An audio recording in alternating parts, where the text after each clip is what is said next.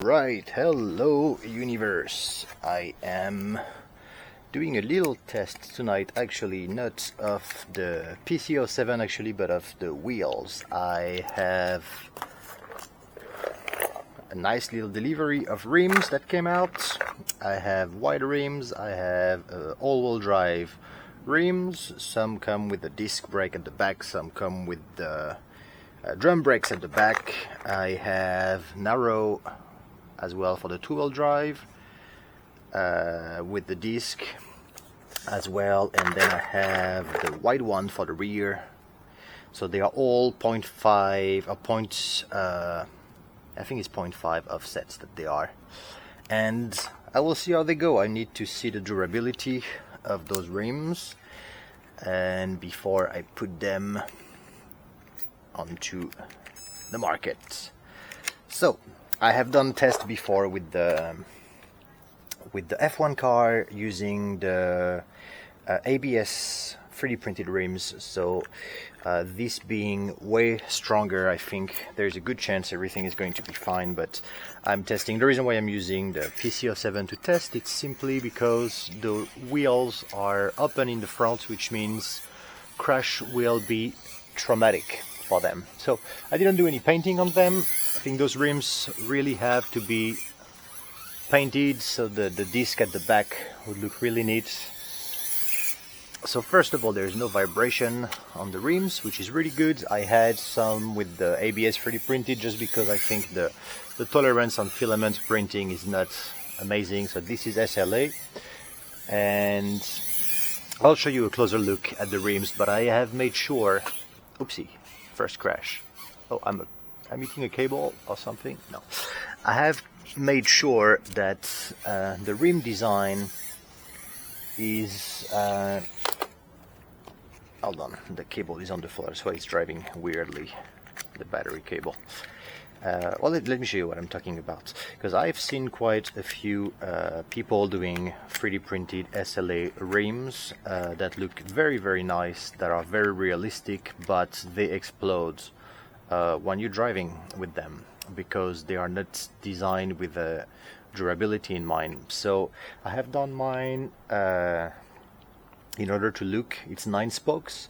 There is a area at the back that is open, and you can see probably the disc through over there, and so there is a very large amount of material in those rims, and the spokes aren't super thin. So there is the appearance of thin spokes because of the angle that they have coming out, and there is the appearance that they are opened because you can see the disc brake through it, but in reality there is quite a lot of material and a very small amount of opening.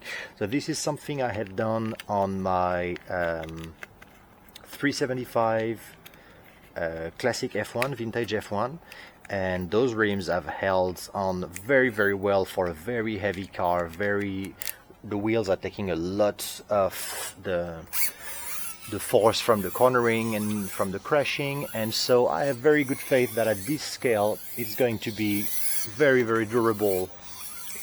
So first of all, I'm super happy about the tolerances of the prints. There is absolutely zero vibration whatsoever on the rims, so this is awesome. And so I have those that I've just shown you, the 9 spokes. I am going to have 4 spokes that are going to be coming out a couple of days only for the PC07. That is going to make it look really 90s and really cool together with the body. They look pretty neat as well. They have the disc brakes as well at the back, and then I have the rims that are going to come for the F1, the new F1 version of the car that is designed to use the GLF tires and not the regular touring tires. So those are going to be arriving just in a couple of days. There was a bit of a delay with the manufacturer for those, so it's okay. I have those 2 tests, and after a few battery packs I think they're going to be making it to the store. And the good thing is that those are going to be very inexpensive. So the reason why I was doing them is because I needed to do my own rims for the GLF tires, just because I have a very hard time finding GLF rims, and that being the case, I don't want to put on the market the F1 car that's using the GLF but not be able to supply the rims for it. So I've made my own, and I have a similar problem with the classic minis. I'm using the 9 spokes from GL, the carbon ones that are really cool, but they are very hard to get at this time, so I've ordered a few from GL directly, which is very expensive. And so at the same time, that was me eating a wall. At the same time, I have designed those in order to go on the classic, and so I'll have the GL in stock for future projects, but I think those are going to be just what I was missing in order to have the cars better values and just more unique models. Alright, I'm not driving well tonight, so that's going to be a great great test of the endurance of those tires. I've not been very active recently on the video front. I have a lot of my other work, which is product design and graphic design, ongoing at the moment. That is taking me a lot of hours of the day, so I don't really have the time to make and cut and upload videos, so I apologize for that. At the same time, if you've been following my social media, I think you must have noticed that I'm not trying to do a buzz RC channel of any kind. I'm just want to share what I'm building and what I enjoy driving and racing and engineering. So I'm not trying to break the records of following by doing, you know, reviews of cheap Chinese toys, though I'm receiving emails from all those suppliers in the neighborhoods that want you to review, you know, those new clones and those new whatever they are, monster trucks, or I don't know whether they are basher cars, but I have no interest in that. I really want not only the channel but my hobby thing, my social media and hobby to be about what I enjoy doing, what I enjoy driving, and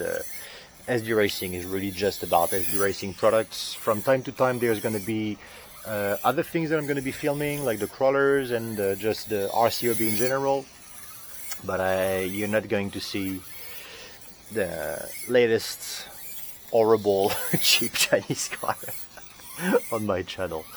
So, alright, every time I hit the car, the body tends to move a little bit, and then it's rubbing on the back. The offset is a bit wider than the other tires I was using. This is nice, it is neat.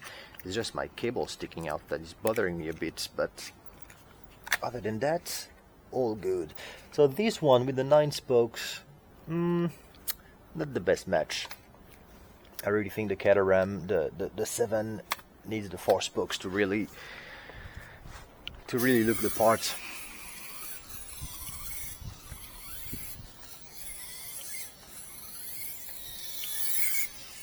And I know I've been saying that every time I've been driving this car on camera, that I really enjoy looking at this thing on the track. It's really awesome. So, oh yeah, I had a couple of comments in one of the posts I put on the Mini-Z community on Facebook about the PC07, when I was saying the posting for the first 4 pre-orders of the almost ready to run set, and people wanted to get just the body for the car, and they were asking if the body alone was going to be available, and it is going to be available. However, you really won't be able to fit that on many chassis. You will not be able to fit it on any of the Kyosho's because of how wide the battery tray is at the bottom. The GL, I think the width is probably some kind of a problem, but not being the owner of a GL, GLR or GLA, I can't really say. I have tried it on the Classic Mini. It works very nicely, and I have tried on my AMR, and on the AMR it would fit you would just have to customize the upper deck where you have the two body post mounts at the back. So those pieces of carbon are sticking out further than the body allows. So you would have to just Dremel those away, cut those away, and then this would fit on an AMR. Other chassis, I don't know. This is a very narrow car, and the reason why I designed my own upgrade from the PC00 in order to have this is because it is such a specific shape, the Caterham, and you need of course to have the wheel wells on top of the front wheels. Now if you use the AMR you won't be able to have it. It looks cool. I gave it a try. It's same if you use the classic, it will look cool, but so that is what I have to say about that. The body is going to be available on his own, of course, as a replacement for 7 Honors. And for anybody who wants to just get the 7 body and do not want to drive the chassis I have underneath there, but I can't promise that the body will fit on anything. So I think I will do what I did for I think the Formula E. A couple of bodies, I've just put some basic general dimensions on the web store before. I can't remember. I think it was the Formula E in order for people to be able to figure out what car they could use the body with. So I think I'll do something similar with the 7, because it seems like people are like me and they really enjoy the look of a lot of 7. So I'm gonna make the best information I can available together on the store page once I have it ready, in order for people to be able to get the body if they want and to see if it would fit or not their chassis. It is very possible that some on the maybe on some of the drifting chassis that are much more narrow, maybe some of the 4-wheel drives, I really don't know. So I'll put that on, and then you'll be able to figure it out for yourself. And on another note, I just made a deal with a nice company nearby in Shenzhen to get myself quite a few sets of the ESCs and the motors that I am using currently on the PC00. It's a slightly lower kV, I think it's 5004 instead of 6000 kV. Something like that, but it's the same 15 amp sensorless ESC, and so I'm gonna have those combo first of all available on the web store, and that means I'm going to remove the pre-order for the 7, and it's just going to be ready to order once those have arrived. I think I have ordered 15 pieces, something like that. So they're going to be fairly inexpensive. As you can see, they are really good enough. You don't have, of course, the torque control that you have in the low ends that you would have with the sensors, but the speed is really nice. Oh, here you can see my top speed because the track is really short, but I've been driving it on the RCP, one of the RCP track in Mongkok in Hong Kong a few months back when the track was still open, and the speed is really good. It's comparable to all the other system. It's just, you know, sensorless. You just don't have really a lot of control in the low speed or in the low ends. But so this is going to come to the store. I don't have a pricing yet, but it is probably going to be about $35 for the combo ESC plus motor. I just have to do some soldering work because those come with the big GST plugs, and I want to put them with the JST 1.25 mm so they can fit directly on the micro receiver. So this is something I'm going to have to work on the ESCs once they have arrived. So should be a couple of days, maybe end of next week or 2 weeks later I'm going to have them. And so once I have those, then there's going to be some more available, almost ready to run PC00s and PC07s, and probably I'm just going to build some kits such as the new Classic and the new B2B with the PC pods, and probably some just one-off kits, like I want to do some Twingo hatchback kits with the PC00, maybe some trucks, I don't know, I'll see. I'll have some fun with it. So be ready for quite a few almost ready to run sets, because I have, I think, in the area of 12 or 15 servos already ordered that are downstairs, so I should have quite a few. So let's report on those wheels now that I've been babbling for some times. I don't think those are going to ever be a problem, and I think the reports that I had before of some SLA rims that would explode, that were I had that remark last time from a drifter that said that he had bought some SLA rims from someone locally for his drift cars, and that the vibration and the speed would just make the rim shatters. So I don't know what the rims look like. They might have been one of those very realistic rims that are just not designed or engineered to survive the drive. So those are not this, and believe me, on this track, when the car is jumping all around and is humping around in the corners to try to keep the grip, if those survive, then they'll survive anything. So here you go. I am gonna stop bothering everybody with my chatters, and I'm going to finish my battery peacefully. Hopefully by this weekend I'll be done with my big projects for my design job, and I'll be able to post a little bit more frequently on updates about the SDRacing product. Alright everybody, stay safe, stay sane, and I will talk to you again soon. Bye bye everyone.